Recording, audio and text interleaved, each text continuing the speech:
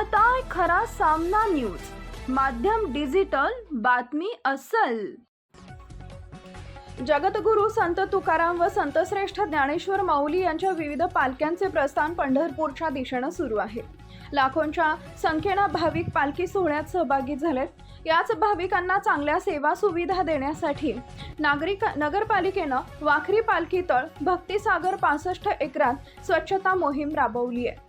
तसेच पंढरपुरात परिसरात अत्यावश्यक सेवा सुविधा उपलब्ध करून देण्यात येत आहेत। पंढरपूर नगरपालिका प्रशासन आषाढी यात्रेसाठी सज्ज झाले असल्याची माहिती मुख्याधिकारी महेश रोकडे यांनी दिली आहे। आषाढी यात्रा एकादशीचा मुख्य सोहळा दिनांक 25 जुलै रोजी साजरा होतोय। या यात्रेकरता 18 ते 20 लाख भाविक येण्याचा प्रशासनाचा अंदाज आहे। त्यानुसार प्रशासनाने नियोजन करून तयारी सुरू केली आहे। अतिक्रमणे काढत भाविकांना वाट मोकळी करून देण्यात आली आहे। तर पाणी पुरवठा, वीज, आरोग्य सुविधा तसेच स्वच्छता मोहीम राबवण्यात येते आहे। वाखरी पालखी तळ इथं सर्वच मानाच्या पालखीचा मुक्काम असतो, त्यामुळे या ठिकाणी मोठ्या प्रमाणात भाविकांची गर्दी असते। भाविकांना कोणताही त्रास होणार नाही याची दक्षता नगरपालिकेने घेतली आहे। त्यामुळे पालखी तळ परिसरातील गवत दगड काढण्यात आले असून संपूर्ण मैदान स्वच्छ करण्यात येते।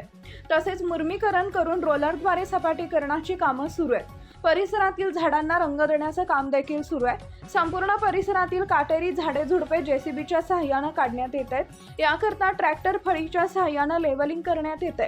दगड गोटे उचलण्यात आलेत। अनावश्यक झाडांच्या फांद्या छाटून घेण्यात आलेत।